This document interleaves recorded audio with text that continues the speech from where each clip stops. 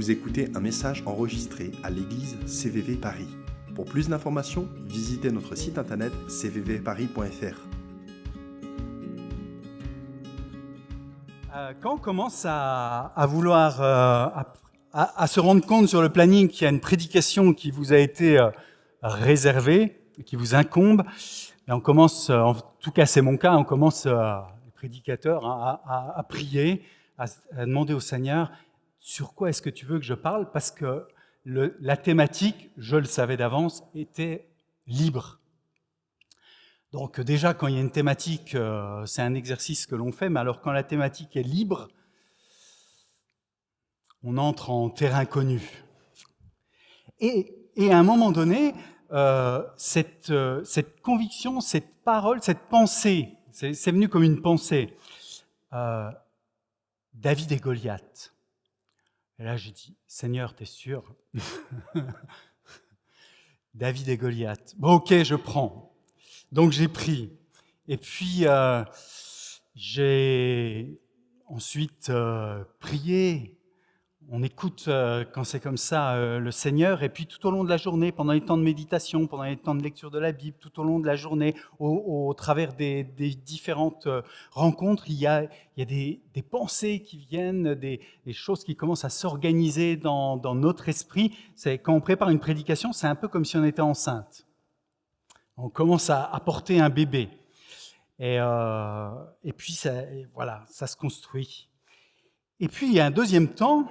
Alors, c'est là où l'allégorie avec le fait d'être enceinte s'arrête. Ensuite, c'est plutôt une analogie avec le vigneron. Tout ce qui a bouillonné dans notre tête, il va falloir prendre un sécateur et commencer à enlever des choses. Et à force d'enlever, eh bien, il y a une pensée, un focus qui s'est imposé à moi. Alors je vous propose d'ouvrir votre Bible dans le premier livre de Samuel au chapitre 17, parce que cette histoire se trouve dans ce chapitre-là, et nous lirons ensemble que quelques versets, pas toute l'histoire, parce que je pense que la plupart d'entre nous, vous la connaissez, mais à partir du verset 40. David prit son bâton en main et il choisit dans le torrent 5 cailloux, bien lisses, qu'il mit dans le sac de berger qui lui servait de besace, et sa fronde à la main, il s'avança vers le Philistin. Celui-ci, précédé de son porte-bouclier, s'avança vers David. Il l'examina, et lorsqu'il vit devant lui un jeune homme roux et de belle figure, il le regarda avec mépris et lui lança. « Est-ce que tu me prends pour un chien pour venir contre moi avec un bâton ?» Puis il le maudit par ses dieux. « Approche un peu, ajouta-t-il, pour que je donne ta chair à manger aux oiseaux du ciel et aux bêtes des champs. » Et à quoi David répondit, « Tu marches contre moi avec l'épée, la lance, le javelot, et moi je marche contre toi au nom de l'Éternel, le Seigneur des armées célestes, le Dieu des bataillons d'Israël, que tu as insulté. Aujourd'hui même, l'Éternel me donnera la victoire sur toi, je t'abattrai, je te couperai la tête, et avant ce soir, je donnerai les cadavres des soldats philistins à manger aux oiseaux du ciel et aux bêtes sauvages de la terre. Alors, toute la terre saura qu'Israël a un Dieu. Et toute cette multitude assemblée saura que ce n'est ni par l'épée, ni par la lance. Puis, il lui trancha la tête. Voilà, jusqu'au verset 51. Et nous pourrions, comme je disais tout à l'heure, à force de faire grandir des réflexions et des pensées, nous pourrions ensemble, au travers de ce passage qui est riche, voir le détail de chaque groupe. Il y a les versets qui ont précédé, qui ont servi d'introduction à ce passage, où nous voyons Eh bien, les Philistins, Israël, nous voyons aussi les interactions qu'il pourrait y avoir entre ces groupes avec Goliath et sa rancœur qui certainement en génération avant remonte à la prise du pays par Josué, Saül, son armée, David avec ses frères et puis d'autres sujets encore. Mais le Seigneur m'a mis une pensée pour ce soir sur le cœur que je vous livre maintenant, ces géants qui nous barrent le chemin. Vous n'avez peut-être jamais rencontré de géant physiquement. Moi, j'ai un géant à peu près dans ma famille, c'est mon beau-frère, qui doit faire 2,09 m, je crois, quelque chose comme ça. On se chamaille, on le taquine avec ça. Mais on ne le compare pas du tout à Goliath, je vous rassure. Mais il est impressionnant, cet homme. Encore plus impressionnant quand il saisit un de ses instruments de musique. Mais c'est une autre histoire. Les géants, peut-être que vous n'en avez jamais rencontré physiquement, mais très certainement dans votre vie. Qui n'a pas rencontré des obstacles dans sa vie ? Qui n'a pas rencontré de difficultés ? Difficultés qui nous semblent insurmontables, comme des montagnes infranchissables. Et plutôt que de dire qui n'en a pas rencontré, j'ai plutôt envie de dire qui en a rencontré.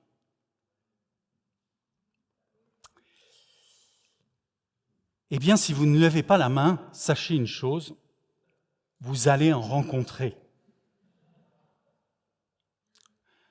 Durant les jours qui vous restent à vivre, les années qui vous restent à vivre, vous allez rencontrer des circonstances qui vont vous sembler insurmontables, qui vont vous sembler difficiles, sur lesquelles vous allez avoir l'impression de vous casser le nez.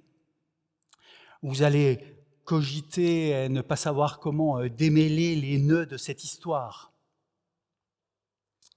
Et ce n'est pas pour jouer l'oiseau de mauvais augure, c'est au contraire une question de lucidité. Et plutôt que de se voiler la face, on a plutôt l'habitude de se la masquer en ce moment, mais bon, il faut garder les yeux ouverts et savoir que ça va arriver. Il faut être lucide. Vous allez rencontrer des difficultés, même avec Jésus dans votre vie. L'Évangile ne nous dit pas que la bonne nouvelle, donc, que Jésus va être avec nous et que tout va rouler, tout va aller sans aucune difficulté pour nous à partir du moment où on donne sa vie à Jésus. Ce que la bonne nouvelle, ce que l'Évangile nous dit, c'est que Jésus va être avec nous face à ce qu'il va nous arriver. Premier point, Dieu est avec nous. Voilà une bonne nouvelle. Quoi qu'il arrive dans ta vie, Dieu va être avec toi. Les versets 45-46 de ce passage. Tu marches contre moi avec l'épée, la lance, le javelot, et moi je marche contre toi au nom de l'Éternel. Le Seigneur des armées célestes, le Dieu des bataillons d'Israël que tu as insulté, aujourd'hui même l'Éternel me donnera la victoire sur toi. Je t'abattrai, je te couperai la tête, etc., etc. Parole de David. Alors, toute la terre saura qu'Israël a un Dieu. Dieu est avec son peuple. Dieu est avec chacun et chacune d'entre nous, les uns et les autres. Nous ne sommes pas seuls.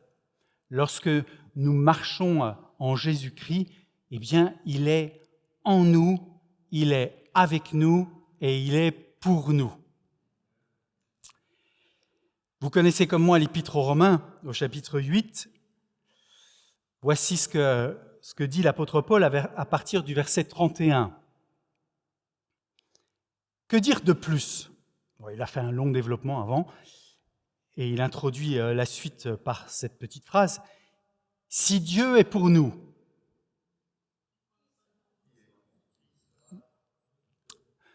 Or, bien plus, il est ressuscité, il est à la droite de Dieu et il intercède pour nous. Qu'est-ce qui pourra nous arracher à l'amour du Christ ?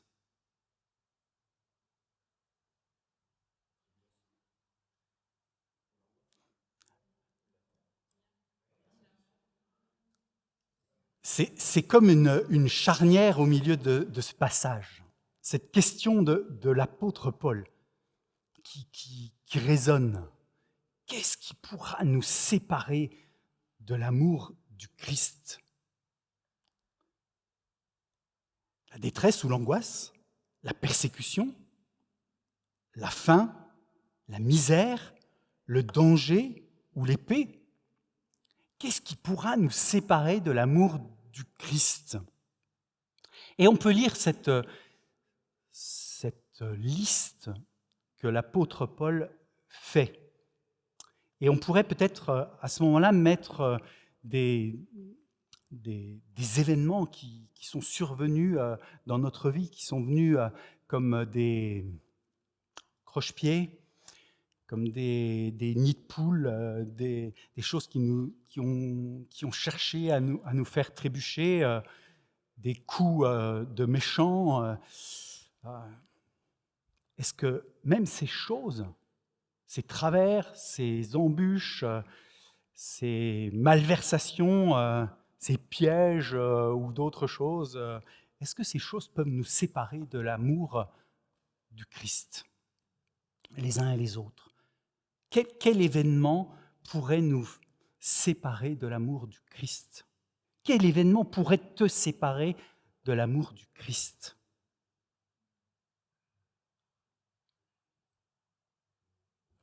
Je te laisse cette question.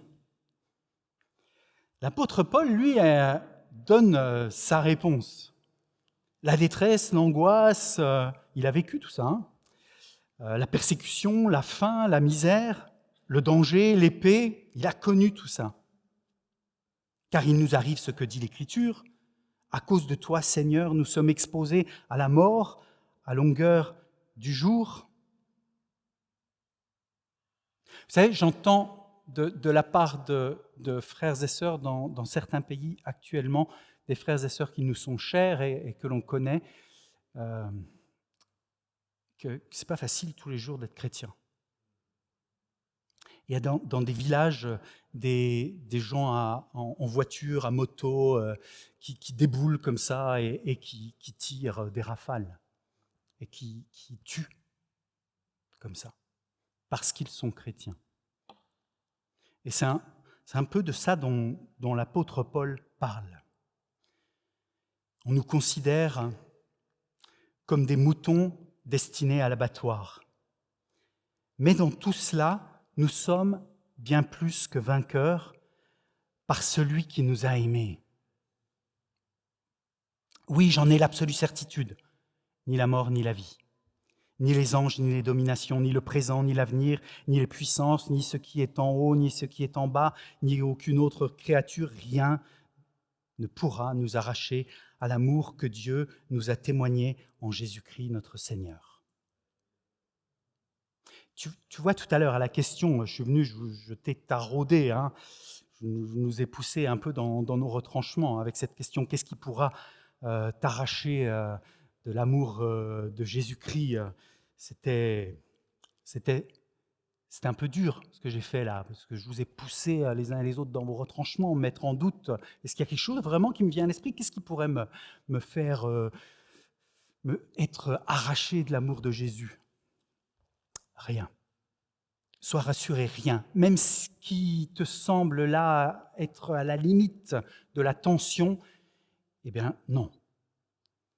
Ça ne peut pas te séparer de l'amour de Jésus. Jésus t'aime. Jésus t'aime. Et il t'aimera encore et encore. Reçois pour toi-même cette parole de l'écriture du prophète Ésaïe qui était adressée à Jérusalem. Voici ce que le prophète Ésaïe dit au chapitre 54, verset 10. « Même si les montagnes se mettaient à bouger, même si les collines venaient à chanceler. Est-ce que vous avez vu cette semaine des vidéos de ce qui se passe à certains endroits du monde ? Des voitures des maisons qui sont emmenées par des torrents de pluie, de boue. C'est en Belgique, en Inde, en Chine. C'est assez impressionnant, hein ? Et des personnes qui sont emmenées comme un fétu de paille. Et j'ai vu une vidéo, il y a une personne qui est emmenée, il y en a une autre qui saute dans l'eau, qui cherche à la rattraper, et puis elle est emmenée aussi. Déclare l'Éternel qui est rempli de tendresse pour toi. C'est joli, non ? L'Éternel qui est rempli de tendresse pour toi. Non mais voyez, le Seigneur, le Tout-Puissant, le Créateur, lui qui a tout organisé, lui qui tient tout dans ses mains, rempli de tendresse pour chacun d'entre nous. Lui qui lorsqu'il arrive,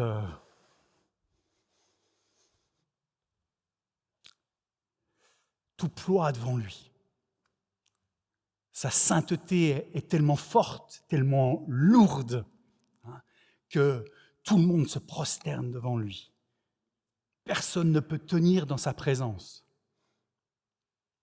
Lorsque Moïse a demandé à voir l'Éternel, eh bien voilà, c'est de manière cachée, pour que Moïse reste en vie. Eh bien, lui, il dit qu'il est rempli de tendresse pour nous. Magnifique.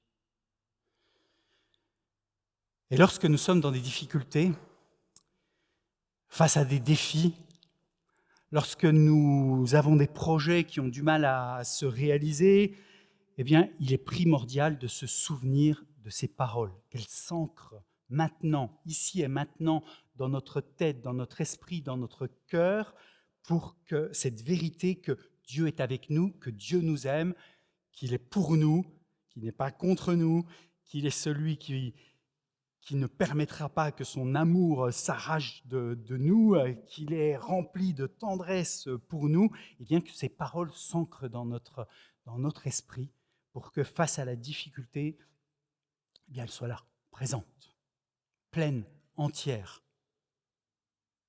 et pas estompées, pas rabotées, pas enlevées, pas arrachées, mais au contraire, bien enracinées, comme des vérités solides.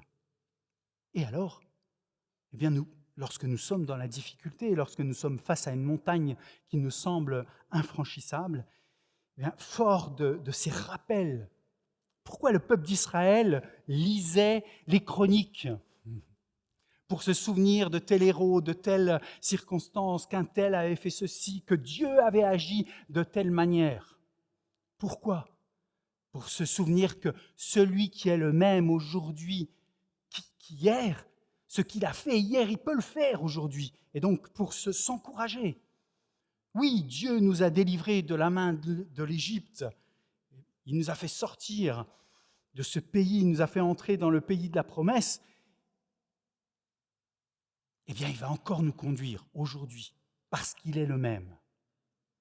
Eh bien, celui qui a agi, et maintenant, mettez-vous quelque chose, un souvenir dans la tête, un souvenir d'une action de Dieu. Il y a, je ne sais pas, une semaine, quelques années, au tout début de votre conversion, de votre marche avec le Seigneur, un miracle, quelque chose que Dieu a fait de façon tangible, vous ne pouvez pas douter, ça c'est vraiment la main de Dieu. Et souvenez-vous-en. Rappelez-le-vous régulièrement. Une autre technique, ce n'est pas une technique, mais un autre moyen de s'en souvenir, c'est d'avoir un carnet où on écrit. On garde la trace. Le peuple d'Israël le faisait aussi d'une autre manière. On dressait une stèle, et puis on se souvenait qu'à tel endroit Dieu avait agi. C'était un mémorial. On dressait un autel, aussi. On célébrait le Seigneur et on savait que voilà, Dieu avait agi à tel endroit et de telle façon. Eh bien, on peut aussi écrire pour se souvenir que Dieu a agi et garder cela dans notre Bible, dans un cahier. Voilà. Et le jour où les difficultés surviennent, il faut replonger dans cette partie pour se nourrir tout à nouveau, pour faire rebooster notre foi, notre confiance dans le Seigneur. Oui, Dieu est avec nous, quelles que soient les circonstances. Versets 33 à 36, que nous n'avons pas lu, je crois, tout à l'heure, et je vous lis maintenant. Voilà la réponse de Saül face au jeune David qui a vu donc le Philistin sortir et défier le peuple d'Israël. Et donc ce jeune homme qui est venu apporter de la nourriture à ses grands frères jusqu'à ce qu'il soit mort. On se représente souvent David comme un petit garçon, un petit gamin inexpérimenté certes sur le plan militaire, en tout cas pour le moment, mais pas inexpérimenté totalement. Il a de l'expérience, ce jeune homme. Berger. Parce que si, comme je vais le dire, l'expérience s'acquiert dans le temps, et si, comme je vais le dire, les obstacles que nous franchissons nous préparent à en franchir de plus grands, en tout cas, je veux aussi nous inviter à avoir un regard différent que celui que Saül pose sur David. Parce que pour Saül, au regard de ses critères de chef de roi, de chef militaire, eh bien, David est disqualifié. Portons un autre regard que celui de Saül sur David. On se le représente comme un gamin inexpérimenté, et ce n'est pas le cas, comme on l'a lu dans les versets précédents. Il est berger. Berger, il nous l'explique, berger, ça ne veut pas dire surveiller les moutons, ça veut dire garder les moutons.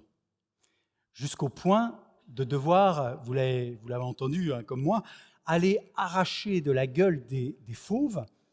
Il nous parle de lions, il nous parle d'ours, il ne parle pas de renard. Hein. Il va jusqu'à nous parler d'ours et de lions. Vous imaginez face à un ours ou face à un lion? J'aime bien les ours. Il y en a un petit peu partout chez moi. Il y a des posters, il y a des... Bon, enfin, passons. J'aime bien les ours. Mais je ne suis pas prêt à aller à côté d'un ours, voilà, comme ça. Hein. J'en suis pas encore là, en tout cas. Mais David, lui, jeune berger, il n'a pas hésité à aller, il nous dit, on le croit sur parole, hein, il nous dit à aller arracher de la gueule du lion et des ours eh bien, les moutons qu'ils sont venus ravir du troupeau. Donc, il a de l'expérience. Ce n'est pas un petit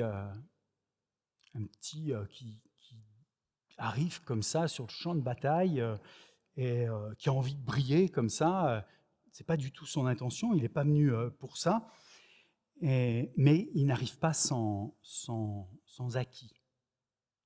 En fait, je disais tout à l'heure, l'expérience s'acquiert avec le temps. Et en fait, je pense, je crois, ça se vérifie, dès que l'on vient au monde, nous vivons des expériences. Et nous profitons de ces expériences. Nous capitalisons sur ces expériences. Il suffit de regarder un bébé et de voir qu'en quelques mois, eh bien, il va se mettre debout et puis il va commencer à marcher. C'est pareil pour le vélo, c'est pareil ensuite pour d'autres expériences, d'autres apprentissages. Eh bien, il en va de même pour ce jeune homme. S'il n'est pas expérimenté sur le plan militaire, en tout cas, il vient avec un capital d'expérience de berger pour faire face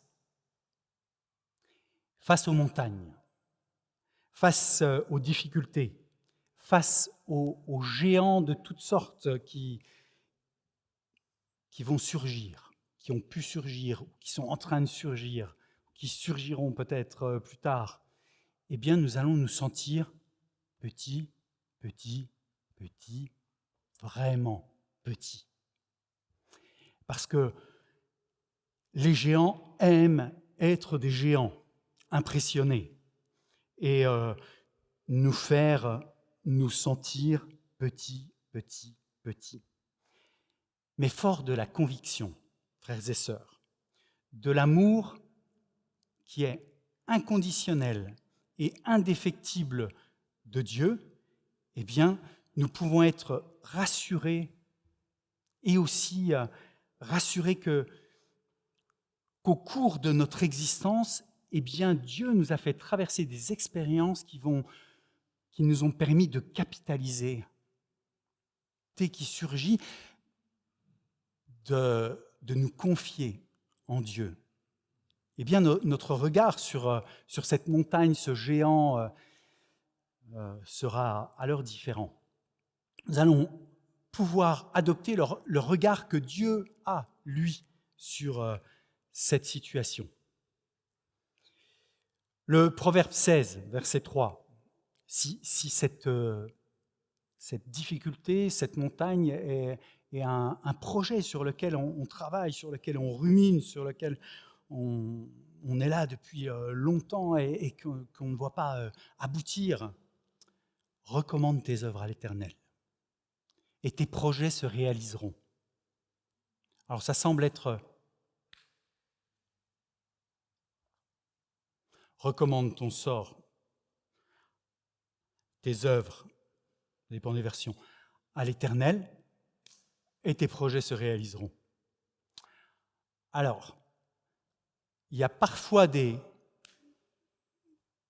comme ça, qui semblent à la lecture de la Bible, qui en fait prennent un tout petit peu plus de temps que ça. En fait, Dieu va venir nous parler lorsque l'on va recommander nos œuvres à l'Éternel.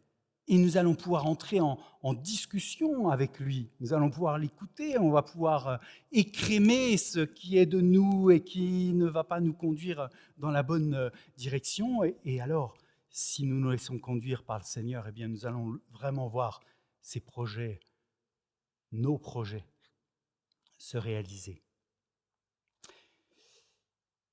Pour ceux qui se sentent petits, faibles, pour ceux qui vraiment ont une image étriquée, peut-être encore d'eux-mêmes, lisez 51 versets dans la Bible.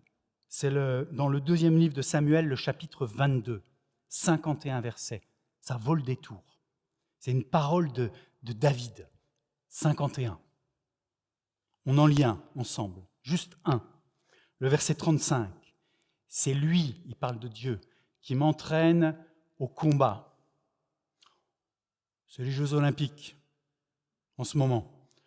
Dieu nous entraîne au combat. Voilà ce que dit David. Et il me fait tendre l'arc de bronze. Vous vous rendez compte? Tendre un arc de bronze. Le Seigneur est celui qui peut nous faire réaliser des choses qui nous semblent inconcevables. Tendre un arc de bronze. Si tu te sens petit, incapable, sache que Dieu peut te faire tendre un arc de bronze, quelque chose qui te semble insurmontable. Aujourd'hui, avec Dieu, tu vas pouvoir le réaliser. Et enfin, dernier point, faire face à ces géants qui nous barrent le chemin de notre vie, faire face avec d'autres. David a le soutien d'Israël face à ce géant. Bon, ils sont un peu en retrait, semble-t-il. J'ai regardé la topologie du lieu, j'avais envie de vous projeter une carte, j'ai renoncé, ça fait partie des choses que j'ai enlevées avec mon sécateur. Mais le texte nous dit qu'en fait, il y a une vallée et en fait, il y a deux montagnes. Les forces armées sont chacune sur un des versants. Et puis, le lieu de bataille se trouve dans la vallée, là. Et c'est là que Goliath va et qu'il apostrophe. Et l'armée, elle reste sur le flanc de la montagne. Donc, il a quand même le soutien d'Israël. Chaud. Comme soutien. Et j'espère que le soutien dont je vais parler sera un peu plus enjoué que semble-t-il celui du peuple d'Israël à ce moment-là. Face aux défis, face aux difficultés, en fait, notre réflexe, quel est-il ? En fait, j'ai identifié ça. Je l'ai identifié dans ma vie et je me suis rendu compte que je n'étais pas le seul. Le réflexe, c'est de s'isoler. Lorsqu'on est attaqué, lorsqu'on est mis à mal, lorsque c'est difficile dans la vie, le réflexe, c'est un peu un réflexe de Mollus, lui. Voilà, 5 pierres lisses. Mais en fait, pourquoi sont-elles lisses, ces pierres ? Il les prend où ? Dans le lit du torrent. Si vous êtes allé sur les plages de Normandie, vous avez vu des galets, vous avez compris l'effet de la mer sur les pierres. Donc, c'est le même effet dans ce torrent. Voilà. Elles se sont entrechoquées, il y a des remous, et voilà, à force, elles deviennent lisses. Ces pierres, sous l'action de l'eau, elles se côtoient depuis un bout de temps. Et puis, on peut y voir une allégorie de l'Église locale. Allégorie. Les pierres lisses, ce sont nous, les uns les autres, mis ensemble par Dieu dans le torrent. Torrent de quoi ? Torrent de la vie, torrent de l'esprit ? À vous de choisir. Les deux. Bon. 2 textes pour terminer. La première épître aux Thessaloniciens, chapitre 5. C'est pourquoi encouragez-vous les uns les autres et aidez-vous mutuellement à grandir dans la foi comme vous le faites déjà. Voilà cette exhortation de Paul. Encouragez-vous les uns les autres. Aidez-vous mutuellement à grandir dans la foi. J'ai lu une fois une parole que j'ai trouvée dure, très dure. Quelqu'un m'a dit, l'Église, c'est l'armée du Seigneur, c'est la seule armée dans laquelle les combattants s'entretuent.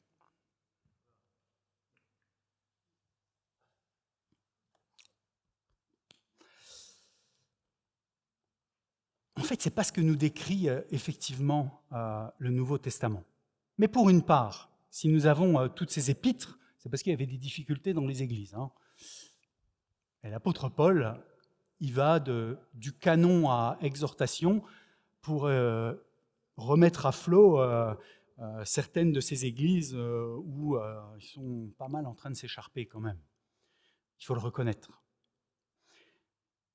Et il leur dit, encouragez-vous les uns les autres. En fait, ne soyez pas en train de vous décourager, de vous descendre les uns les autres, mais plutôt aidez-vous mutuellement à grandir dans la foi.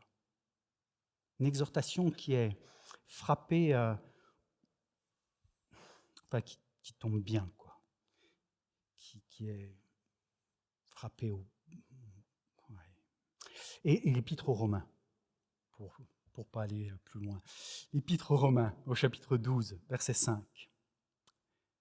De même, alors que nous sommes nombreux, nous formons ensemble un seul corps par notre union avec le Christ et nous sommes tous, et chacun pour sa part, membres les uns des autres. Mais qu'est-ce que ça veut dire, ça? Alors, on pourrait là ouvrir une autre prédication ou même un week-end d'église. Membres les uns des autres. Donc on ne va pas le faire, hein, vous avez bien compris. Mais je veux nous interpeller là-dessus. C'est une des choses sécateurs, hop, on enlève. Mais juste, je le signale au passage, membres les uns des autres. Ça ne doit pas être juste sur le papier. Ouais, moi je suis membre de CVV, toi tu es membre de CVV, ça y est, on est membres les uns des autres. Ça c'est le papier. Hein, c'est la déclaration formelle.